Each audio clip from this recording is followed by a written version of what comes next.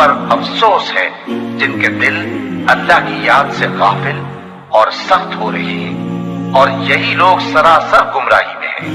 اللہ نے نہایت اچھی باتیں نازل فرمائی ہیں، یعنی کتاب جس کی آیتیں باہم ملتی جلتی ہیں اور دہرائی جاتی ہیں۔ جو لوگ اپنے پروردگار سے ڈرتے ہیں ان کے بدن کے رونگٹے اسے سن کر کھڑے ہو جاتے ہیں، پھر ان کی کھالیں نرم ہو جاتی ہیں اور دل بھی نرم ہو کر اللہ کی یاد کی طرف متوجہ ہو جاتے ہیں۔ یہی اللہ کی ہدایت ہے، وہ اس سے جس کو چاہتا ہے ہدایت دیتا ہے، اور جس کو اللہ گمراہ رہنے دے اس کو کوئی ہدایت دینے والا نہیں۔ بھلا جو شخص قیامت کے دن اپنے چہرے پر برے عذاب کو روکتا ہو، کیا وہ ویسا ہو سکتا ہے جو چین میں ہو؟ اور ظالموں سے کہا جائے گا کہ جو کچھ تم کرتے رہے تھے اب اس کے مزے چکھو۔ جو لوگ ان سے پہلے تھے انہوں نے بھی تکذیب کی تھی تو ان پر عذاب